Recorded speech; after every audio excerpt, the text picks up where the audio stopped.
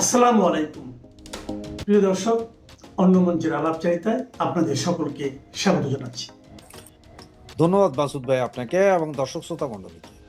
দেখেন, এই যে যুদ্ধ যেটা দেখেন বাংলাদেশ এখন যে অবস্থা, সত্যিকার অর্থে কোনো দেশপ্রেমিক যদি না থাকে তাহলে এই দেশ তিন টুকরো হবে, এটা শিওর থাকে। একটা সাইড চলে যাবে, ওই যে আপনার ইহুদি রাষ্ট্র যেটা বলছেন, সে জায়গায় ভারতেরও ভয় আছে।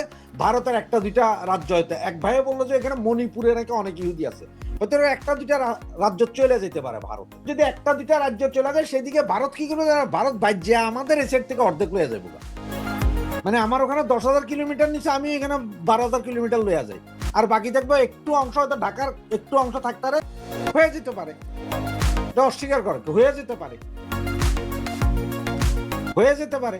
ভারত যেমন বাংলাদেশের দিক দিয়ে নেবে, ভারত তেমন পাকিস্তানের লোকের লাইগা যায় যে কাশ্মীর মাশ্মীর স্বাধীন করে নি।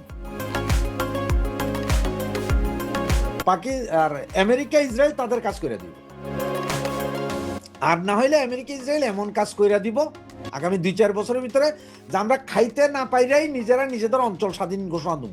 না, আপনি ফেনী ঘোষণা দিবেন স্বাধীন, আমি দেবো চিটাং স্বাধীন, এরকম হয়ে যাবে। খাইতে না পারলে কি করবেন? তো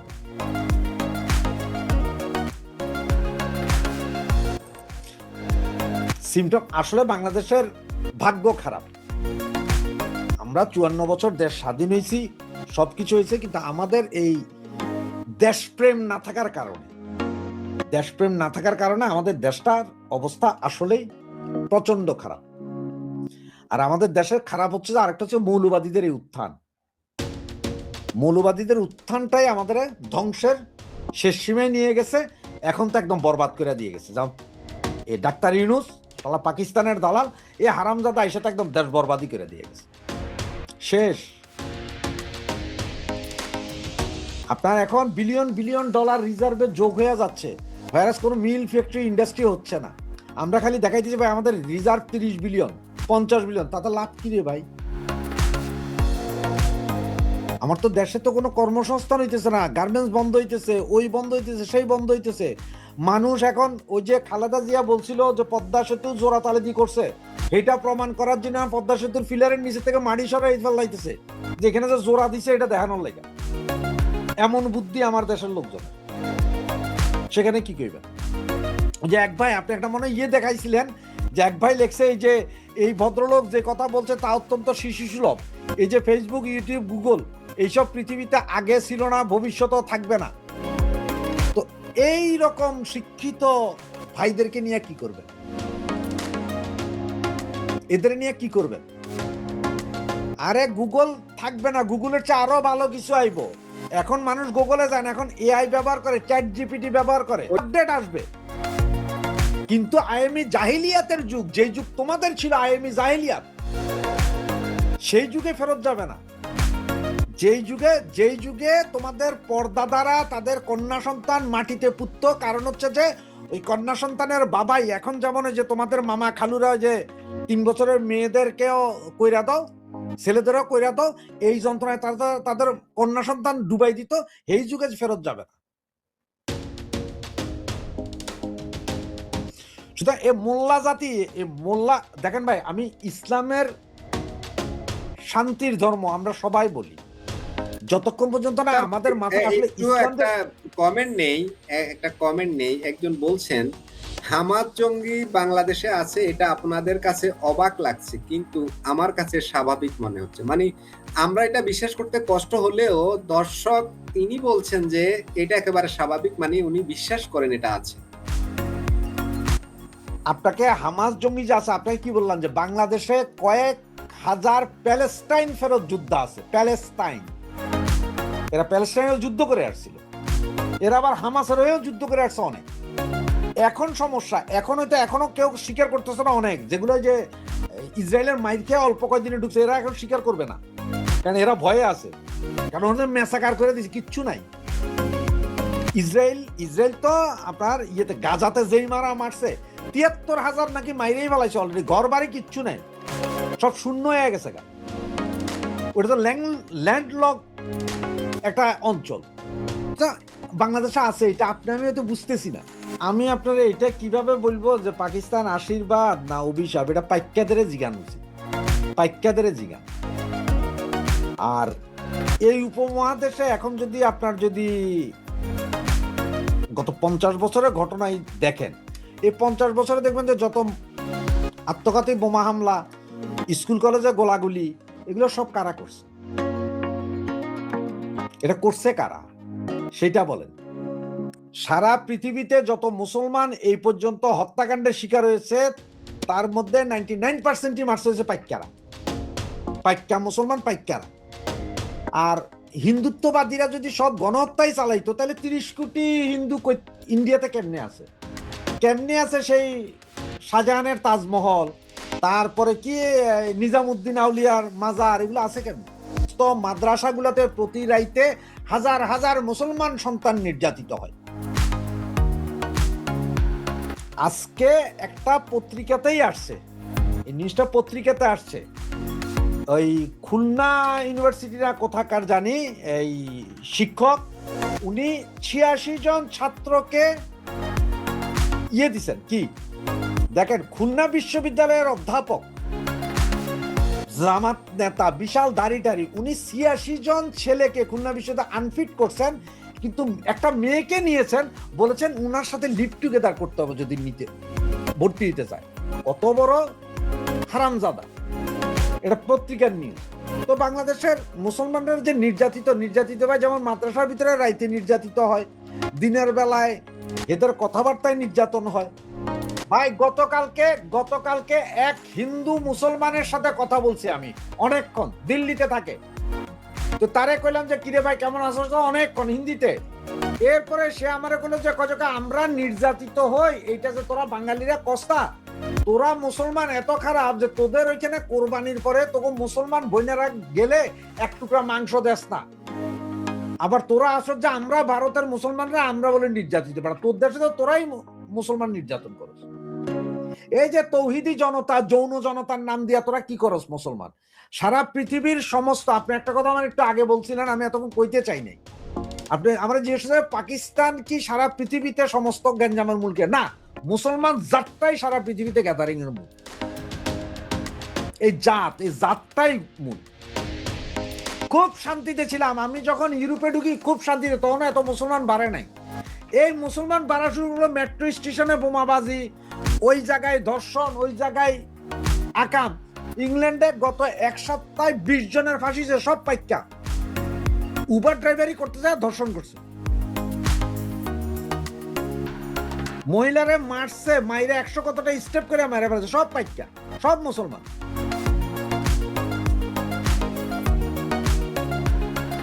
আপনি কি বলবেন এগুলো? রাশেদ হায়দার ভাই, কদিন আগে মনে আছে আপনার, বছর খানিক আগে শাহরুখ খানের ছেলে, কি নাম আমার ঠিক মানে নামটা আমার মনে আসে না, তাকে ড্রাগ দিয়ে কিংবা যেভাবে হোক একজন উচ্চপদস্থ গোয়েন্দা কর্মকর্তা ভারতের অ্যারেস্ট করেছিল। তারপর কি ঘটেছিল মনে আছে? কিছুটা স্মরণ আছে, আমার পুরোটা স্মরণ নেই আসলে। ওই অফিসার চরম নিরাপত্তাহীনতায় পড়ে গেছে। সে চাকরিটা ঠিক মতো করতেও পারে নাই, সম্ভবত তাকে সরিয়ে দেওয়া হয়েছে। মানে সে কত ক্ষমতা নিয়ে চলে সেখানকে ওরা, এই শাহরুখ খান, সালমান খান, এই খানেরা কিংবা আরো মুসলিমরা ওই যে আমাদের শেখ ফরিদ ভাই বলছিল যে কিলার যত পাবেন মুসলিমরা, কাউকে খুন করতে হলে মুসলিমদেরকে 2000 টাকা দিলে যায় আমাইরা দেয়, মোস্তানি যত করে সব মুসলিমরা করে। এই তৃণমূলের সময়ে মুসলিমদের মানে কি পরিমাণ অত্যাচার তারা ওদের উপর করেছে, মানে ধর্মীয় দৃষ্টিতে নাই, কাজগুলো করেছে রাজনৈতিক দৃষ্টিতে। কিন্তু আমরা যখন এটাকে ধর্মীয় ছাঁচে নিয়ে যাই কিংবা কি বলে এটাকে ফিল্টার করি ধর্মীয় ছাঁচে, তখন তো আমরা সেখানে মুসলিমদেরকেই পাই যে ওরাই সবচেয়ে বেশি সন্ত্রাস করতেছিল সেখানে। এখন সেই সুযোগ নেই, এখন বিজেপি ক্ষমতায় আসছে, এখন ওদের ক্ষমতা কম, ওরা এখন চুপচাপ থাকতে হবে। তারপরে কি ওদের উপরে কোনো অত্যাচার হয়েছে? কিন্তু বাংলাদেশে ওই যে এই রোহিঙ্গাদের জন্য যেরকম সমস্ত ভিডিও কোথা থেকে এনে যে রোহিঙ্গাদের উপর এই করছে সেই করছে ভিডিও দিয়া বাংলাদেশের মানুষকে উত্তাল করে দিয়েছিল তখন, যার কারণে এই লোকগুলো বাংলাদেশে ঢোকার সুযোগ পেয়েছে। বাংলাদেশের জনমত ছিল 99% এই রোহিঙ্গাদের পক্ষে। আরে ভাই ওইটা বাদ দেন, আপনারা কথা বলি। এই যে বাংলাদেশের যেসব বঙ্গু গুলো লিখতেছে না, হিন্দুরা ইয়ে করতেছে, আর ওটা চায়নার খবর, চায়নার কথা কস্তা কেন, উইঘুর মুসলমানের কথা বলস না কেন হারামজাদারা? এগুলোর কথা কয় না, কারণ এটা তো আব্বা ডরায়। এরপরে আসেন এখন খালি ওই ভারতে ভারতে মানে ভারত বিদ্বেষিতা এমন। তো তোরা এত কান্দোস কেন? তোরা আরো আছে, এই যে তোদের পাইক্কা বাপেরা আফগানিস্তানে লাখ লাখ মারছে, ইরানের বেলুচের সব তো মুসলমান, এগুলার যে মারতেছে তোকে পাইক্কা আব্বারা, কারণ তখন কষ্ট কেন এগুলো কর? তো ওই যে ফরিদ ভাই একটা কথা কেন, যে ভাবির মুখে ঘটনা জানো যে মায়ের চেয়ে মাসির দরদ বলে একটা কথা আছে না। বাংলাদেশের যত মুসলমান আছে, যে বাংলাদেশটা পুরো এশিয়ার ভিতরে যা আছে, সবই তো আগে সনাতনী হিন্দু ছিল। এদের কেউ কি সালার আমেরিকা আফ্রিকা থেকে আইছে এখানে মুসলমান, হিন্দু থেকে কনভার্টেড মুসলমান, এই জন্য তাদের মানে মায়ের চেয়ে মাসির দরদ বেশি। তা নাহলে দেখেন না একটা পরিবার দেখান বাংলাদেশের মুসলমান যে কইব যে না আমার 14 গোষ্ঠী কেউ ইরান বা পার্সি থেকে আসছিল, এটা তো 6 ফিট লম্বা, ব্যাপক সুন্দর। ওই যে সনাতনী হিন্দুগুলা মুসলমান হইয়া এখন মানে তাদের জোর বাইরে গেছে, কথা কয়। বাংলাদেশের অবস্থা না কোনোটা বাইটকা নাটকা কুটকা বটকা এগুলা, ইন্ডিয়ারও সেই দেখবে সব নাটকা মাটকা এগুলা।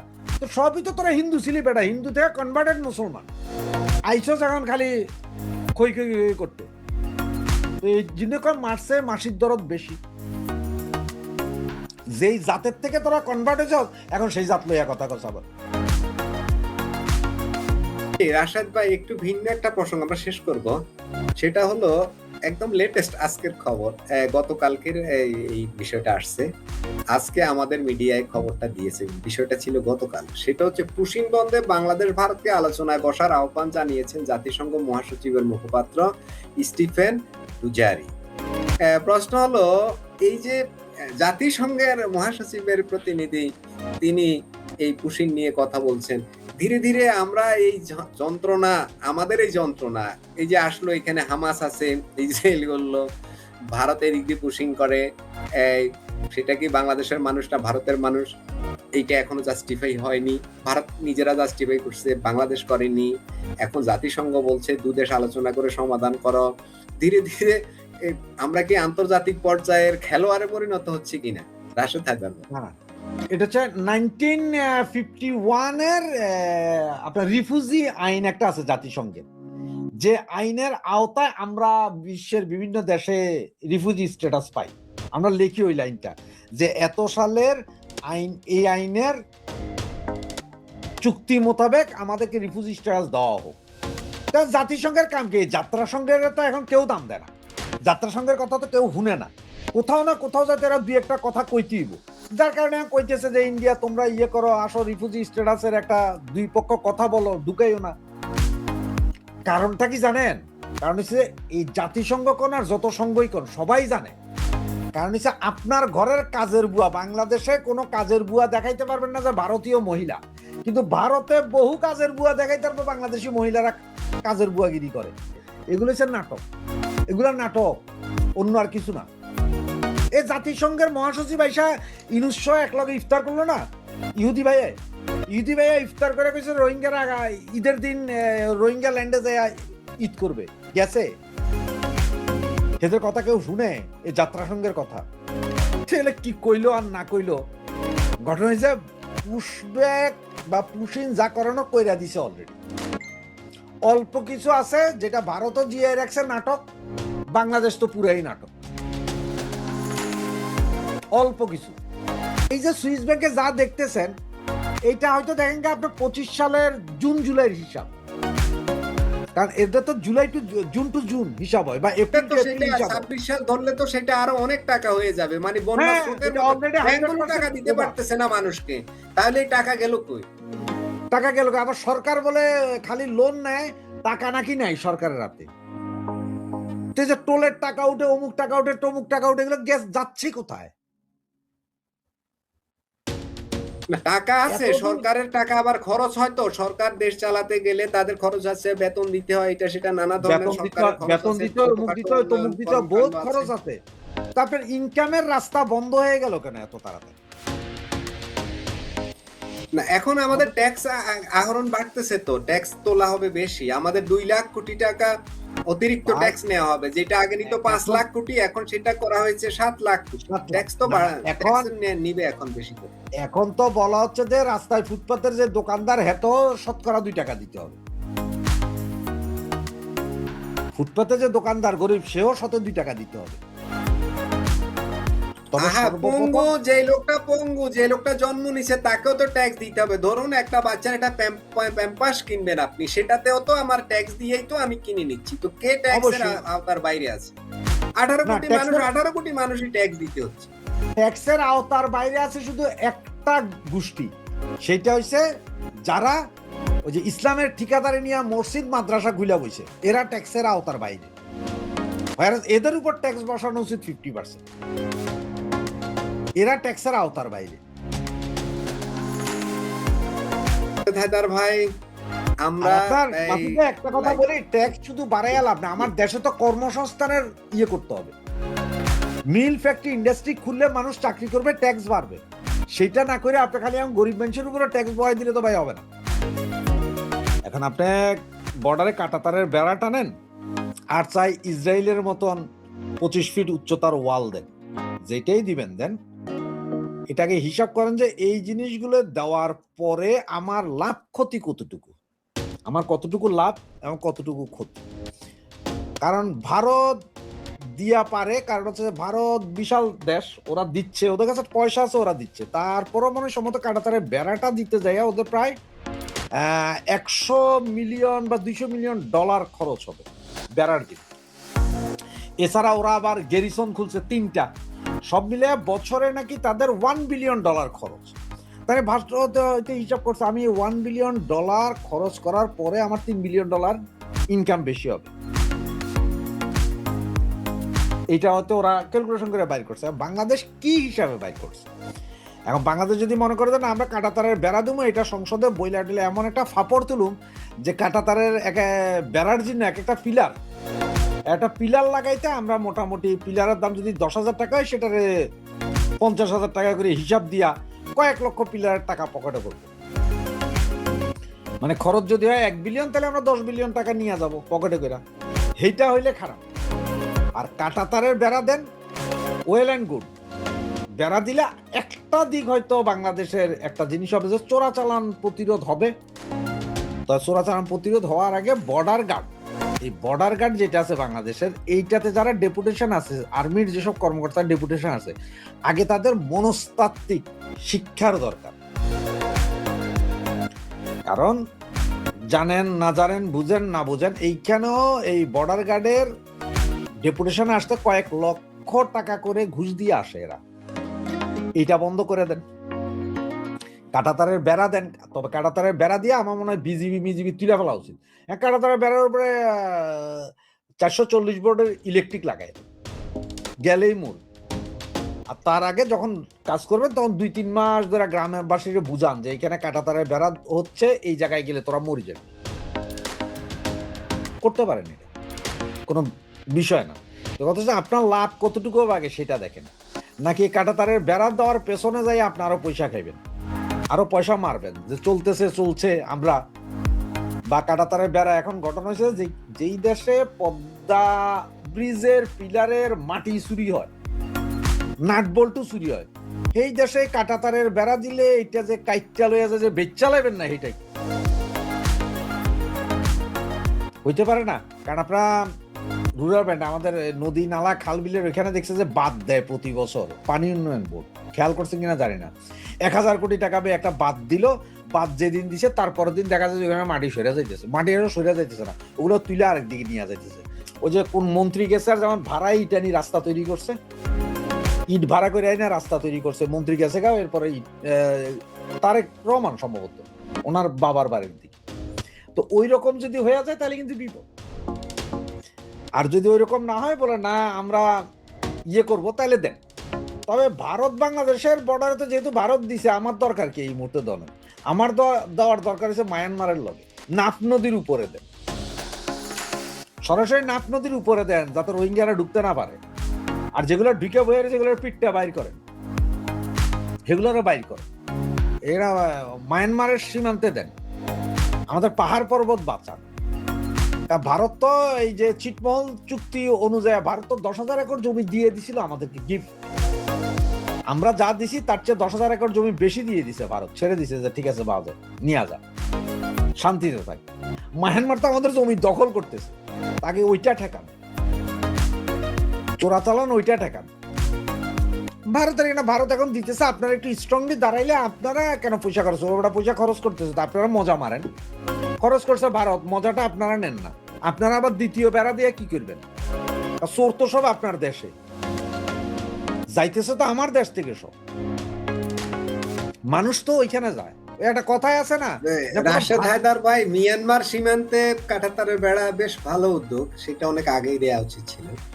এখন এই যে লক্ষ লক্ষ রোহিঙ্গা যখন বাংলাদেশে ঢুকে গেল, এখন ওদেরকে পুশব্যাক করে তারপরে কাঁটাতারের বেড়া দেওয়াটা না দেশের জন্য মঙ্গল? না ওদেরকে ভিতরে রেখে কাঁটাতারের বেড়া দিবেন, এরপরে ওদেরকে পুশ করবেন কিভাবে? না না, ওদেরকে বের করতে গেলে তো আবার আমাদের ইমান দণ্ড দাঁড়ায়া যাবে। মুসলিম মুসলিম ভাই না, মুসলিম মুসলিম ভাই, ইমান দণ্ড দাঁড়ায়া যাবে। এখন দেখেন আপনার মিয়ানমারের 95% হচ্ছে যে বুদ্ধিস্ট, মিয়ানমারের জনগোষ্ঠীর 95% বুদ্ধিস্ট, 3% মুসলমান, বাকি অন্য গোষ্ঠীর। এখন এইখানে একটা মুসলমানের বাড়ি একটা দিলে এইখানে কয়েক আমার মুসলমান ভাই মারি ফেলাইতেছে, আর ওইদিকে যে ওই হিন্দু একটা যদি আপনারা মারেন, ভারত কিছু করলে কয়েক ভারত কথা কয় কেন আমার দেশের ভিতরে, তাহলে আপনিও কথা কওয়া বন্ধ করেন। আর পুশব্যাক এই যে মিয়ানমারের যেগুলো, এগুলো তো বাইন্দা ধরে পাঠাই দেওয়া উচিত। আর সবচেয়ে মজার বিষয় আপনার বলি, 91 থেকে 96 পর্যন্ত ট্রেনিং দিছিল বিএনপি সরকার যখন ক্ষমতায় ছিল। টেকনাফ, বাহারসরা, সাবরান এই 2 গ্রামে রোহিঙ্গাদের ট্রেনিং দেওয়া হইতো, অস্ত্র শস্ত্র দিয়ে এদের পাঠাইতে যাও, যুদ্ধ করো, বাংলাদেশ সরকার করতো। এরা আবার বাংলাদেশে ফেরত অস্ত্র বেচে দিত সন্ত্রাসী গোষ্ঠীর কাছে। এই হচ্ছে যে তাদের অবস্থা। তাদের ভিতরে রেখে দিবেন না বাইর করে দিবেন, সেটা হচ্ছে যে সরকারের বিষয়। কারণ ওনারা যখন এত বড় একটা কাজ করার মতন সক্ষমতা দেখাচ্ছেন, দেখি। কারণ আপনি কাঁটাতারের বেড়া, ভারত মিয়ানমার চতুর্দিকের সীমান্তে কাঁটাতারের বেড়া দেওয়া আর 4টা পদ্মা সেতু করা কিন্তু সমান, 4টে পদ্মা সেতু করে দেওয়া সমান। দিয়া একবার চেষ্টা করুক নাকি, দেখেন এখন কোন বুদ্ধিতে কি করে। আমার মনে হয় যে আগে যেমন খাম্বা বসে ইলেকট্রিকের তার ছিল না, এখনো হয়তো যে খাম্বা ফ্যাক্টরি থেকে খাম্বাগুলো আইনা বসানো হবে, ইয়ে কাটা তার আর পাওয়া যাবে না। আর যদিও কোনো দিকে লাগায়, ধরেন আপনি এখান দিয়ে 1 মাইল লাগায় ওই দ্বিতীয় মাইলে গেছে 1 মাইল। ভাই একজন কমেন্ট করছে, বাংলাদেশের জনগণই বেড়া দিতে দিবে না। এটাই তো বাস্তব, কারণ ধান্দাটা তো বাংলাদেশের জনগণের। সীমান্ত এলাকায় তো জায়গা অধিগ্রহণ করতে হবে বেড়া দিতে না, দেশ সেখানে কার জমি চলে যায়, সেখানে সীমান্তে প্রতিরোধ গড়ে ওঠে কিনা। দর্শকের কমেন্টে এমন একটা ইঙ্গিত আছে। এইটা জমি জমারও বিষয় না, জমি জমা পয়সা দিয়ে হয়তো কিনে ফেলাইতে পারবে, কিন্তু ঘটনা হচ্ছে যে ওই যে এটা বিজিবি উস্কাবে, সেনাবাহিনী উস্কাবে পাবলিকে যে তোমরা দিও না। কারণ ধান্দাটা তো সেনাবাহিনীর ভাই, প্রশাসনের ধান্দা। আপনি বুঝেন একটা কথা, আমি বলতেছি যে প্রমাণ সহ দিতে পারবো।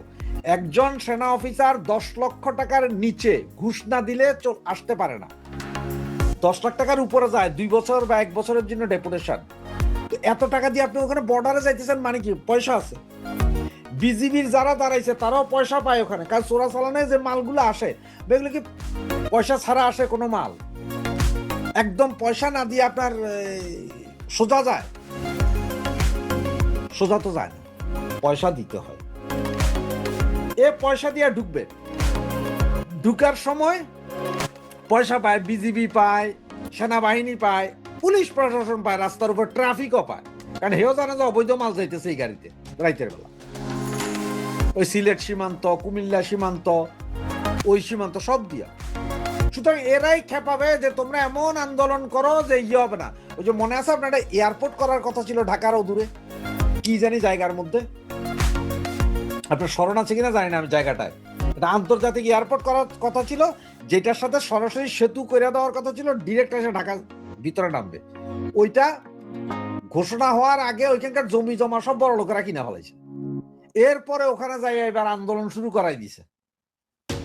মানে এয়ারপোর্টে দিয়ে দিব না। কিন্তু অনেকে তো জমি কিনা ধরা খাইছে, যখন আর এয়ারপোর্ট হইলো না, সরকার পেছু হাঁটলো, ওরা ধরা খাইছে, কারণ 5 লাখ টাকা জমি 50 লাখ টাকাও বেচছে। আবার পাবলিক আন্দোলন করাইছে কিন্তু আরেক গ্রুপ, মানে আন্দোলন কর, আরো দাম বাড়ুক, তাহলে আমরা মনে হয় পাবো, সরকার কিন্তু সরে আসছে। তার সেম অবস্থা ওই দর্শক যেটা লিখছে যে কার জায়গা যাইবো কার কি, হয়তো দেখবেন কি জানেন, আজকে রাইতের থেকে ওখানে বেড়াগর উঠতেছে। আপনি দেখেন এই দেশের মুসলমানরা একই সাথে বলে যে মুক্তিযোদ্ধা ছিলাম, আবার দেখবেন যে বীর বিক্রম মুক্তিযোদ্ধা স্পিকার আবার দেলোয়ার হোসেন সাইদির শোক প্রস্তাব আনে। বাটপাড়িটা দেখেছেন? আচ্ছা, তাহলে আপনি যুদ্ধ কার বিরুদ্ধে করলেন? আচ্ছা, আপনি যার বিরুদ্ধে শোক প্রস্তাব আনলেন সেই লোকটা হলো, তার বিরুদ্ধে আপনি যুদ্ধ করছেন, তার বিরুদ্ধে শোক প্রস্তাব কিভাবে আনবেন? কিন্তু জামাতেরা কিন্তু ভুল করে না, জামাতেরা কিন্তু মুক্তিযোদ্ধাদের এক বিন্দু সাথ দিতে রাজি না, সেটা আওয়ামী লীগ হোক, বিএনপি হোক, সেটা যাই হোক। আপনি দেখেন কমরেড মঈনুদ্দিন খান বাদল, তার কবরে কিন্তু আগুন দিয়েছে, মুক্তিযোদ্ধার গলায় জুতার মালা দিয়েছে। তারা কিন্তু শত্রু চিনতে ভুল করে না, তারা মনে রেখেছে। কিন্তু আমাদের মুসলমানেরা হইলো এগুলো আসলে মানে কি বলবো, খাচ্চর মুসলমান। তা না হইলে পৃথিবী কোনো মুসলিম দেশ, কোনো মুসলিম দেশ আমাদের মুক্তিযুদ্ধের সহযোগিতা করে নাই। কিন্তু দেখেন ইরানের খোমেনির জন্য সবাই বুক ফাটায়। যদি মার্কিন সাম্রাজ্যবাদের বিরোধিতা করে সেটা আলাদা বিষয়, কিন্তু আপনি যদি মুসলমান হিসেবে ইরানের পক্ষ নেন, তাহলে আমার দুইখান কথা আছে, তাহলে আপনি বেলুচ মুসলমানের পক্ষ নিতে হবে। আবার দেখেন পাকিস্তানিরা মুসলমান বলে কিন্তু আমাদের ক্ষমা করে নেই, আমাদের এখানে 30 লক্ষ মানুষ মেরেছে, তারা কিন্তু ভুল করে না, আমরা কিন্তু ছাড় দিই। তো এই দেশের মুসলমানেরা না দিন শেষে ভুলে যায়, 71-এর রাজাকাররা কিন্তু ভুলে নাই, তারা কিন্তু আওয়ামী লীগকে, আজকে আমি দুঃখিত যে দেখলাম যে আজকে কেউ একজন পোস্ট দিয়েছেন যে বাংলাদেশের আসাদকে এত গালাগালি করে, কিন্তু আসাদ নূর যেভাবে আওয়ামী লীগের পক্ষে বলে, আওয়ামী লীগের যারা অনেক ক্ষমতাবান তারা কেন এইভাবে বলে না, এটা কিন্তু তিনি দুঃখ করে বলেছেন। এবং মজার বিষয়, ওই লোকও কিন্তু যে আপনার পক্ষে তা না, এমনকি তিনি যে আওয়ামী লীগের পক্ষে তাও না, মানে তিনি কথাটা তুলে ধরেছেন। আমি ওইটা বলতে চাই, আপনি এই জন্যই ডক্টর হুমায়ুন আজাদ স্যার বলেছেন যে রাজাকার আল বদর আজীবন রাজাকার আল বদর, কিন্তু মুক্তিযোদ্ধা আজীবন মুক্তিযোদ্ধা না। তাই জামাতিদের, এই জামাতি মুসলমানদের এখনো মানুষ সহ্য করে। আপনি দেখেন তো, দেখেন জামাতের এক বিএনপির এক নেতা, ওইটাও মৌলবাদী, ওই যে আসমান কাপানির বাপ এমপি, সে বলেছে যে আমার ডাইনে বায়ে কে আছে, অবশ্যই তারটাও দৃষ্টিকোণ, আমরা বলছি না যে তার বক্তব্য সঠিক, বলছে যে আমার ডাইনে বায়ে কে আছে আমি তো চিনতে পারি না, আমাদেরটা চিনি, আপনারা মুখের মধ্যে কি পড়েছেন আমরা জানি না। তার জন্য ইসলাম বোরকা অপমানের জন্য মিছিল করতেছে জামাত। কিন্তু জামাতেরা যখন বলে যে তাদের কথা সূর্য থেমে যায়, তাদের মাতা উম্মুল মোমিনিন 3 বার তালাক খাওয়ার ইনটেক ছিল না, নবী ছিল কাউবয়, তারপর সর্বশেষে যে ডেলিভারি দিল যে নবী এবং সাহাবীরা একজনের বউ আরেকজনের বউ নিয়ে টানাটানি করতো, বলতো তার বউ আমার দিয়ে দে, পছন্দ হলে বলতো। আচ্ছা, আপনি মুখ ঢাকা থাকতো, তারা চিনলই না, তাহলে চাইলো কেমনে? তালমি কুস্ত কালা পায়, মানে নবী রাসূলদের তারা যেভাবে বেজ্জতি করলো, এরা কিন্তু এখন দেখেন তার প্রতিবাদে টু শব্দটি করলো না। আপনার মনে থাকার কথা যে একটি মাদ্রাসা একবার প্রায় 15-20টা কোরআন শরীফের উপরে মাদ্রাসা ছাত্ররা পায়খানা করে হিন্দুদের ফাঁসিয়ে দিতে চেয়েছিল। আপনার কি জানেন সেটা কিন্তু প্রতিবাদ হয় নাই, যখন ধরা পড়ে গেছে।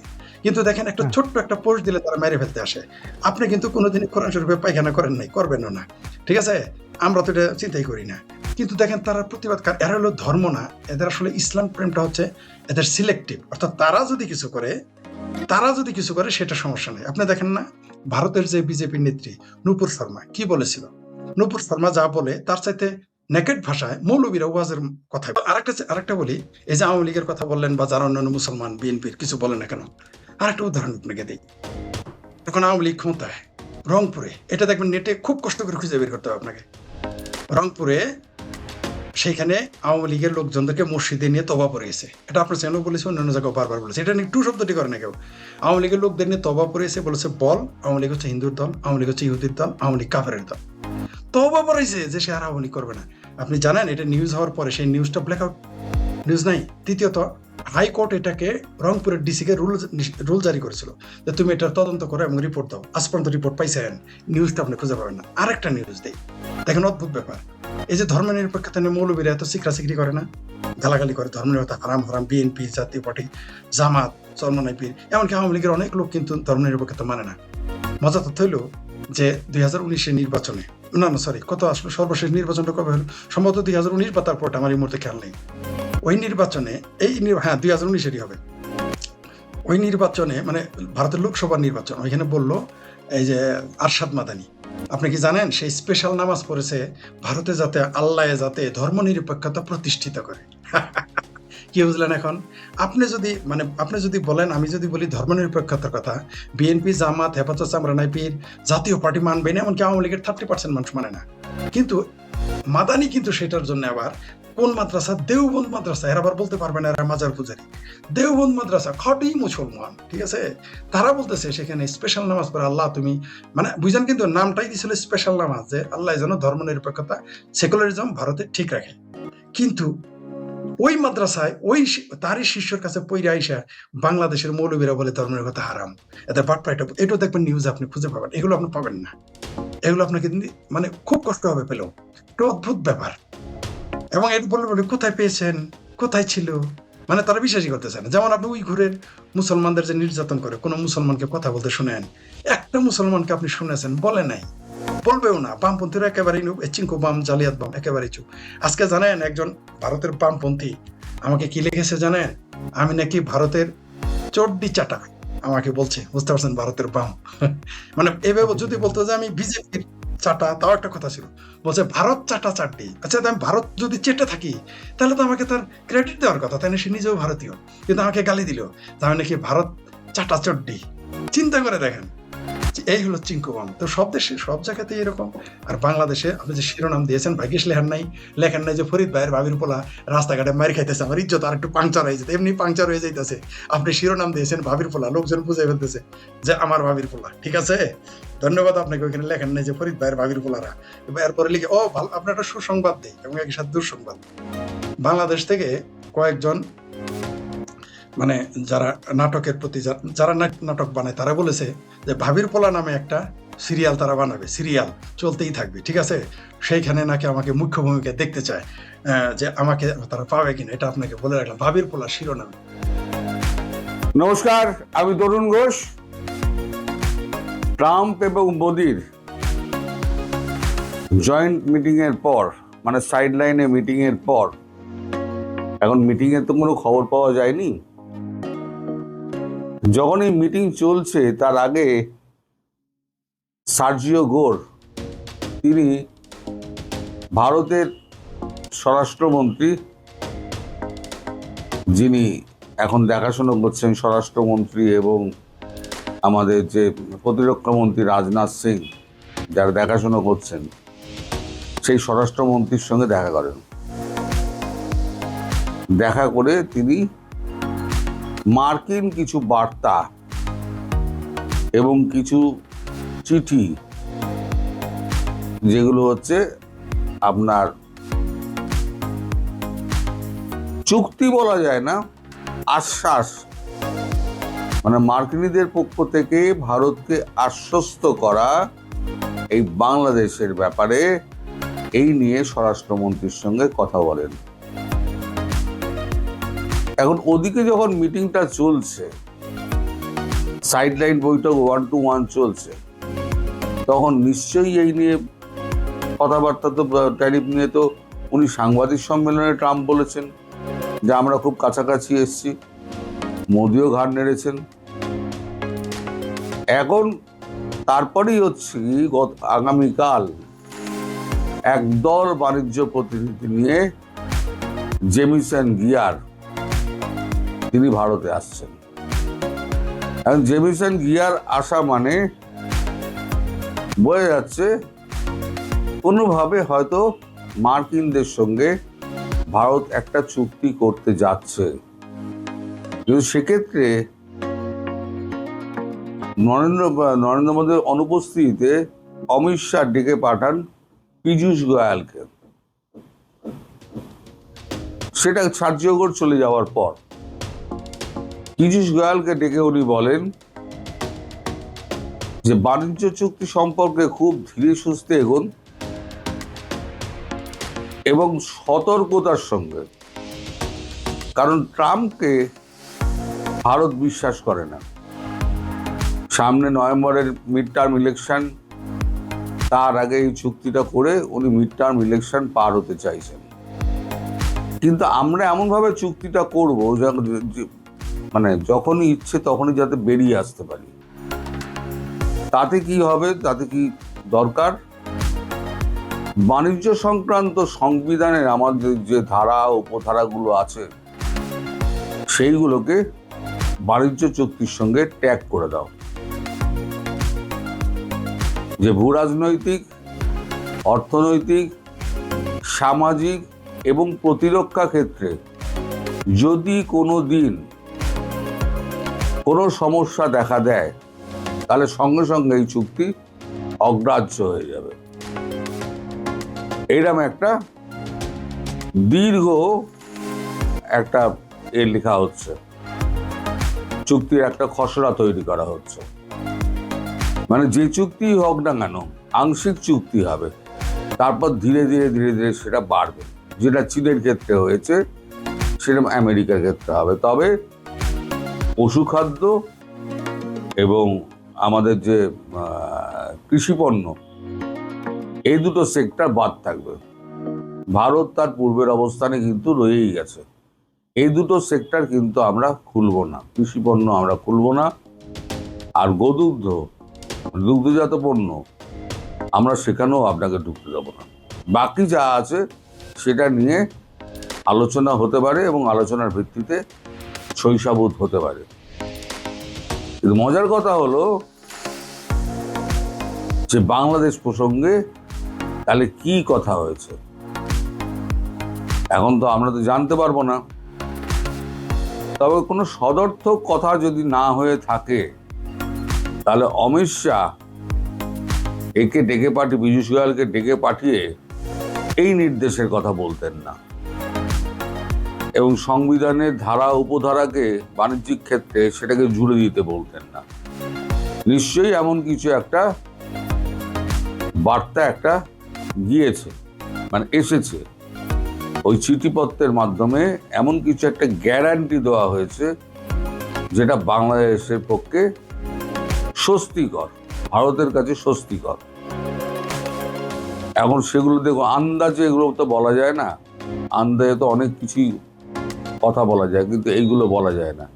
ফলে এগুলো নিয়ে আপাতত না কথা বলাই ভালো।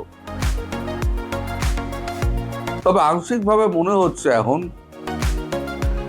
যে যতই ভেতরে রাগারাগি হোক, ফাটাফাটি হোক, এবং একে অপরের সঙ্গে যে সম্পর্কই স্থাপন করুক না কেন, ট্রাম্প এবং মোদির বৈঠক কিছুটা হলেও সুবাতাস এনেছে, এবং সেটা বাংলাদেশের পক্ষেও স্বস্তিকর। যদি মার্কিন যুক্তরাষ্ট্র বাংলাদেশের পাশ থেকে সরে যায়, আমি আশা করছি সেরকমই কোনো একটা গ্যারান্টি দেওয়া হয়েছে। নয় সার্জিও গোরের মতো মানুষ এসে, তিনি দক্ষিণ পূর্ব এশিয়ার চার্জে আছেন, তিনি এসে সহজে ওই চিঠি উনি পৌঁছে দেন না। আর আমাদের স্বরাষ্ট্রমন্ত্রী মানে এই অমিত শাহ অত্যন্ত ঘোরেল মানুষ। তিনি ওই সার্জিও গোরকে চা খেতে বসিয়ে উনি কিন্তু অন্য ঘরে চলে গেছিলেন। গিয়ে ওখানে বাণিজ্য মন্ত্রী এবং সমস্ত কূটনীতিক যারা আছে সবাই তো চলে গিয়েছে ফ্রান্সে। যারা বাকি রয়ে গেছে অন্যান্য দেশের যেমন কূটনীতিক রয়েছেন, তাদের সঙ্গে চুক্তি নিয়ে কথাবার্তা বলেন এবং এই আলোচনা নিয়ে কথাবার্তা বলেন। যে চিঠি নিয়ে উনি সার্জিও গোর এসছেন, সেই চিঠি নিয়েও কথাবার্তা হয়েছে। কথাবার্তা হওয়ার পর তিনি মোটামুটি তাদের সঙ্গে একমত হয়ে তবেই উনি পীযূষ গোয়েলকে বলেছেন যে চুক্তিটা এইভাবে করো এবং কিছুটা এগোও। আমরা চীনের ক্ষেত্রে যেমন কিছুটা এগিয়েছি, সেরকম কিছুটা এগোও। মানে আমার মনে হচ্ছে বাংলাদেশ প্রসঙ্গে একটা ভালো খবর হয়তো মার্কিনদের পক্ষ থেকে আসতে পারে। আর মার্কিনরা যদি এখান থেকে সরে যায়, তাহলে জানবেন এই জামাত এবং বিএনপির পক্ষে কিন্তু খুব দুঃসময় ঘনিয়ে আসছে। এক তো ভারতের চাপ, মার্কিন যুক্তরাষ্ট্র যদি হাত তুলে নেয় তাহলে পরে সব ভোমা। পাকিস্তানকে তো এক ধমক দিলে সে তো হিসি করে ফেলবে। যদি আসিফ মনিরকে একটা ধমক দেয়, আসিফ মনির আর শাহবাজ শরীফ দুজনেই একজন পটি করতে যাবে, একজন হিসি করতে যাবে। ওদের হচ্ছে এই অবস্থা। এর মধ্যে আবার ইরান ইসরায়েলের চুক্তি নিয়ে কথাবার্তা হচ্ছে, সেই ভিডিওটা পরে করবো, একসঙ্গে তো আর করা যাবে না, পরে করব। তো আপাতত দেখা যাক নরেন্দ্র মোদী ফিরে এসে তিনি কি বলেন বা তার কাজকর্মে কি প্রতিফলিত হয়। তো আমার মনে হচ্ছে একটা ভালো দিকে যাচ্ছে, যদিও আমি কিন্তু সবসময় এই মার্কিনদের একটু সন্দেহের চোখে দেখি, কারণ এরা পিঠে ছুরি মারার জন্য একবারে হাতের পেছনে ছুরি নিয়ে দাঁড়িয়ে থাকে, সুযোগ পেলেই পেছনে ভক করে মেরে দেবে। ওই যত আপনার এই দক্ষিণ পূর্ব এশিয়া এবং পশ্চিম এশিয়া নিয়ে যত কথা হয়েছে না, এখন মোদিজি বারবার বলছেন হ্যাঁ আমরা সহমতের ভিত্তিতে এগোচ্ছি, তার মানে 2025-এর 12ই ফেব্রুয়ারি আমরা যে দুজনে সহমত হয়েছিলাম সেই অনুযায়ী তো এগোচ্ছি আমরা। প্যাঁক মেরেছে, বাংলা কথায় প্যাঁক মেরেছে, কূটনীতির ভাষায় প্যাঁক মারা। যে জিনিসটা হচ্ছে না সেই জিনিসটা উল্টোভাবে আমি প্রেজেন্ট করছি, সেটা হচ্ছে প্যাঁক মারা। তা যারা এই কূটনীতির ভাষা পড়তে পারবেন না তাদেরকে বুঝিয়ে লাভ নেই। ফলে বাংলাদেশের জন্য যেটা সুখকর আমি সেই খবরটা আপনাদের দিলাম। পরবর্তী ভিডিওতে আবার দেখা হবে। ভারতে নিযুক্ত ইসরায়েলের রাষ্ট্রদূত রেউফেন আজার দাবি করেছেন বাংলাদেশ ও পাকিস্তানে হামাসের তৎপরতা বিরাট বৃদ্ধি পেয়েছে। তিনি সতর্ক করে বলেন, হামাসের উগ্রপন্থী প্রভাব এবং সংশ্লিষ্ট কার্যক্রম মধ্যপ্রাচ্যের বাইরে এসব অঞ্চলে, বিশেষ করে পাকিস্তানে এবং বাংলাদেশে ছড়িয়ে পড়ছে, যেটা বৈশ্বিক উদ্বেগের বিষয়। ইসরায়েলি রাষ্ট্রদূতের দেয়া মূল বক্তব্যগুলো হল: 1. 2023 সালের 7ই অক্টোবরে ইসরায়েলে হামাস যা করেছে গাজা থেকে গিয়ে, সেই ঘটনার পর থেকে ইসরায়েল বাংলাদেশ ও পাকিস্তানে হামাসের কার্যকলাপের ওপর নজর রাখছে। নজর রাখার কারণ হল হামাস গাজা থেকে তাদের একটা বড় অংশের যেসব তাদের সৈন্য সামন্ত এবং তাদের সমর্থক কর্মী তাদেরকে সরিয়ে দিয়েছে ঠিকই, এবং তারা তাদেরকে আরবের দেশগুলো, আগে কয়েকটা দেশ গোপনে হলেও তাদেরকে আশ্রয় দিচ্ছিল, সেই আশ্রয় দেওয়াটা তারা বন্ধ করে দিয়েছে। এর ফলে হামাস ছড়িয়ে পড়েছে অন্য দেশগুলোতে এবং বিশেষভাবে পাকিস্তান এবং পাকিস্তান হয়ে বাংলাদেশে। ফলে বাংলাদেশের ব্যাপারে, বাংলাদেশে যে হামাস ছড়িয়ে পড়েছে এই ঘটনাটা, এই খবর দিয়েছেন ইসরায়েলের রাষ্ট্রদূত। হামাস মধ্যপ্রাচ্যের বাইরে নিজেদের প্রভাব বিস্তার করার চেষ্টা করছে এবং অন্য অঞ্চলের উগ্রপন্থীরা যাতে তাদের কাছ থেকে শিখে ওই 7ই অক্টোবর তারা যেমন করেছিল,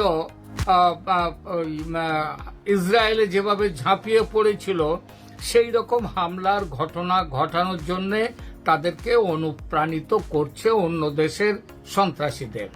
এই বিষয়টি নিয়ে ইসরায়েল ইতিমধ্যে ভারতের সাথে উদ্বেগ ও তথ্য বিনিময় করেছে।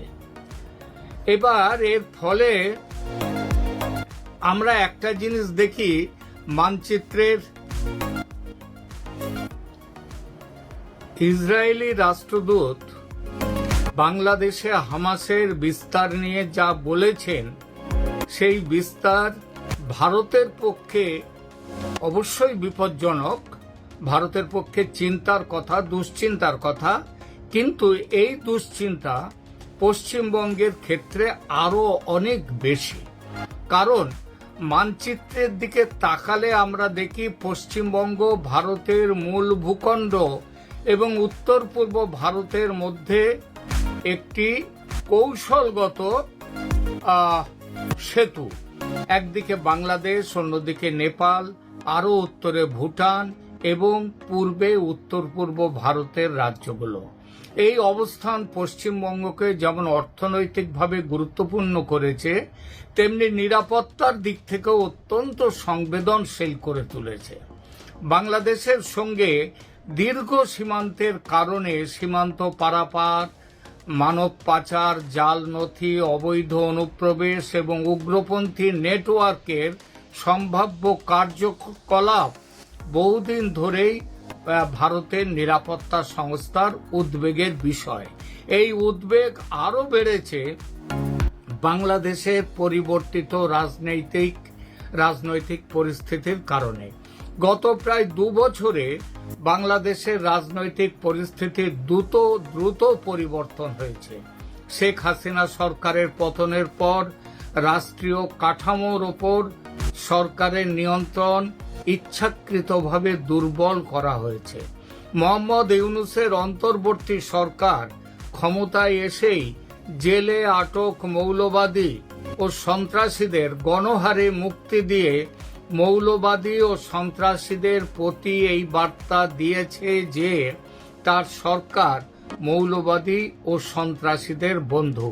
বলা বাহুল্য, সেই সুযোগ নিয়ে বিভিন্ন ইসলামপন্থী শক্তি নতুন করে সংগঠিত হওয়ার সুযোগ পেয়েছে বাংলাদেশে, এবং এই মৌলবাদীদের কাছে মূল শত্রু বাংলাদেশ নয়, বাংলাদেশ তাদের নিজেদের দেশ, তাদের মূল শত্রু হলো ভারত। এদের স্বপ্ন পশ্চিমবঙ্গ সহ পূর্ব ভারতের 7 সিস্টার্স সমেত একটা বড় অংশ দখল করে greater Islamic Republic of Bangladesh গঠন করা। স্বপ্নের শেষ যে শুধু এখানে তা নয়, আরও আছে। দিল্লি দখল করে লালকেল্লায় ইসলামের পতাকা উড়িয়ে দেয়া এবং গজওয়াতুল হিন্দ প্রতিষ্ঠা করা। বর্তমানে বাংলাদেশে তারেক রহমানের নেতৃত্বে বিএনপি সরকার, কিন্তু মাঠ পর্যায়ে যে পরিস্থিতি ইউনূসের আমলেই ছিল সেটা এখনো আছে, এবং এসব মৌলবাদী শক্তির দাপাদাপি দেখলে বোঝা যায় ইউনূসের আমল আর এই আমলে অন্তত মাঠ পর্যায়ে মৌলবাদী শক্তির দাপাদাপি কমেনি। তারা তাদের নিজের দেশকে কোন বেহেশত বা দোজখে পাঠাতে চায় সেটা তারাই জানে, কিন্তু সমস্যা হলো শুধু নিজেদের দেশ নয়, তাদের চিন্তায় আছে ভারত এবং বিশেষ করে পশ্চিমবঙ্গ সহ পূর্ব ভারতের এক বড় অংশ, এবং সমস্যাটা এখানেই। আর এজন্যই ভারতে স্থিত ইসরায়েলের রাষ্ট্রদূত যখন বলেন হামাস তার ঘাঁটি গেড়েছে পাকিস্তান ও বাংলাদেশে, তখন ভারতীয় হিসেবে দুশ্চিন্তা তো হয়েই থাকে, কিন্তু সেই দুশ্চিন্তা আরো বহুগুণ বেড়ে যায় যেহেতু আমরা বাংলাদেশের লাগোয়া পশ্চিমবঙ্গের বাসিন্দা, এবং বাংলাদেশি সন্ত্রাসীরা যে পশ্চিমবঙ্গে বিপুলভাবে সক্রিয় তার যথেষ্ট নিদর্শন এই রাজ্যে ইতিমধ্যে পাওয়া গেছে, একবার নয় একাধিকবার। ছোট্ট করে বলা যাক, পশ্চিমবঙ্গে গত 1 দশকে, আমি 2016 থেকে 2026 এই সময়কালটা নিচ্ছি, এখানে প্রত্যক্ষভাবে কোনো বড় ধরনের সন্ত্রাসী হামলার ঘটনা ঘটেনি ঠিকই, তবে একাধিক বড় নাশকতার ছক ও মডিউল পর্দাফাঁস করেছে ভারতের তদন্তকারী গোয়েন্দা সংস্থাগুলো। যেমন প্রথমেই বলা যায় খাগড়াগড় বিস্ফোরণ কথা, 2014 সাল, যদিও ঘটনাটি তার আগের দশকের, কিন্তু এর বিচার এবং কাজ এবং সাজা সেটা হচ্ছে এই সময়ে হয়েছে, এই গত 10 বছরের মধ্যে। কি কি হয়েছে? 2014 সালের 2রা অক্টোবর বর্ধমানের খাগড়াগড়ে জেএমবি মানে জামায়াতুল মুজাহিদিন বাংলাদেশ সেই জঙ্গিদের ডেরায় বোমা তৈরির সময় বিস্ফোরণ ঘটে। আর এই মামলা এনআইএ তদন্ত, এটা পশ্চিমবঙ্গের তৎকালীন মমতা ব্যানার্জির তৃণমূল কংগ্রেস সরকার চাপা দিতে চেয়েছিল। এনআইএ তদন্ত হাতে নেয়, তদন্ত চালিয়ে মোট 31 জনকে গ্রেপ্তার করে। 2021 সালের ফেব্রুয়ারি মাসে বিশেষ এনআইএ আদালত শীর্ষ সেই জঙ্গিদের দীর্ঘ সময়ের জন্য কারাদণ্ড দেয় এবং মোট 19 জন দোষী সাব্যস্ত হন। অর্থাৎ এটা এমনি হাওয়ায় তুলে দেয়া কোনো অভিযোগ নয়, এটা একটা প্রমাণিত অভিযোগ। দ্বিতীয় উদাহরণ দেয়া যায় লস্কর-ই তৈবার নিয়োগ। লস্কর-ই তৈবা মানে LET, এদের একটা নিয়োগ মডিউল এটা পাওয়া গেছে। কোথায়? উত্তর 24 পরগনার বাদুড়িয়ায় তানিয়া পারভিন নামের এক তরুণী লস্কর-ই তৈবা এবং ISI এর হয়ে জঙ্গি নিয়োগ ও উগ্রপন্থী মতবাদ ছড়ানোর অভিযোগে গ্রেপ্তার হয়। পরবর্তীতে দেখা যায় এই মডিউলের সঙ্গে আরো বহু লোক যুক্ত আছে, অনেককেই চিহ্নিত করা হয়। ঘটনার তদন্তভার এখানেও NIA এর হাতে যায়। এই মডিউলের অন্যতম হোতা সাইয়াদ এম ইদ্রিসকে NIA এর বিশেষ আদালত 10 বছরের সশ্রম কারাদণ্ড দিয়েছে। অর্থাৎ এতেই প্রমাণিত হয় যে ঘটনাটি মন গড়া নয়, কেউ মিথ্যে করে ছড়াচ্ছে না। এরপরে আল কায়দার মডিউল গ্রেপ্তার হয়েছে 2020-তে। 2020 সালের সেপ্টেম্বরে রাজ্য পুলিশের সহায়তায় NIA মুর্শিদাবাদ এবং কেরালা থেকে 9 জন আল কায়দা জঙ্গিকে গ্রেপ্তার করে। তারা ভারতের বিভিন্ন গুরুত্বপূর্ণ স্থানে নাশকতার ছক কষেছিল। ধৃতদের বিরুদ্ধে UAPA আইনে মামলা দায়ের করা হয়েছে এবং তাদের বিচার কার্য এখনো চলছে। এরপরে আরেকটা খুব বড় বিষয়, সেটা হলো ভুয়ো নোট পাচার এবং জঙ্গি অর্থায়ন, জঙ্গিদের টাকা জোগানো। পাকিস্তান ও বাংলাদেশের মদতপুষ্ট চক্রগুলো ভারতের সীমান্তে বিশেষ করে মালদা ও মুর্শিদাবাদকে কেন্দ্র করে জাল নোট ও জঙ্গি অর্থায়নের নেটওয়ার্ক তৈরি করেছিল। BSF এবং NIA নিয়মিত অভিযান চালিয়ে এই চক্রের অনেক পাচারকারীকে গ্রেপ্তার করেছে এবং তাদের বিচার প্রক্রিয়া অব্যাহত। আর ইতিমধ্যে আপনারা জানেন অবৈধ বাংলাদেশি যারা একটা বিরাট পরিমাণে গত বেশ কিছু বছর ধরে পশ্চিমবঙ্গে এসেছে এবং পশ্চিমবঙ্গ থেকে সারা ভারতে ছড়িয়ে পড়েছে, তাদেরকে চিহ্নিত করা, তাদেরকে ফেরত পাঠানোর প্রক্রিয়া চলমান। এটা কারো অজানা নয় যে পাকিস্তানের সামরিক গোয়েন্দা কাঠামো দীর্ঘদিন ধরেই হাজার ক্ষতের মাধ্যমে ভারতকে দুর্বল করার কৌশল অনুসরণ করছে। এই ক্ষত তৈরি বা আক্রমণের পাকিস্তানি কৌশলের নাম হচ্ছে সন্ত্রাসবাদ। ভারতের সন্ত্রাসবাদী কাজকর্মে মদত দিয়ে দেশ জুড়ে অশান্তি ও ধ্বংসের বাতাবরণ তৈরি করা। এই ধ্বংসযজ্ঞের মারাত্মক রূপ আমরা মুম্বাইয়ে দেখেছি।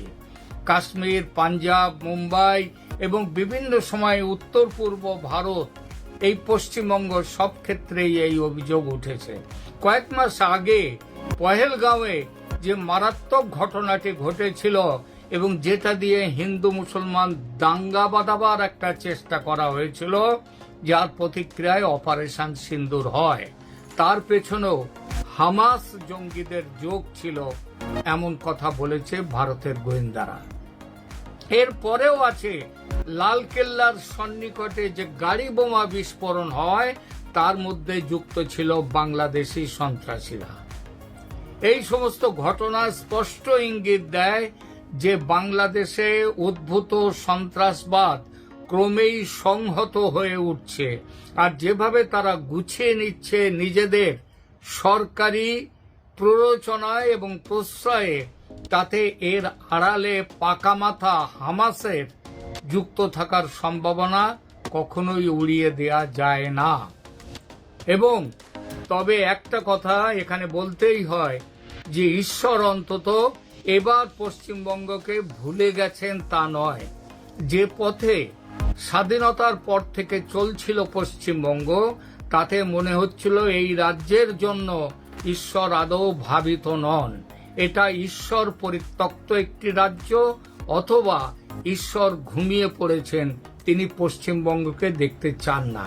সেই থিয়েটারের গানটির মতো মনোজ মিত্রের একটি থিয়েটার নাটক, সেখানকার ভগবান নিদ্রা গিয়েছেন কথা কইতে পারে না, কিন্তু দেরিতে হলেও ভগবানের নিদ্রা ভেঙেছে।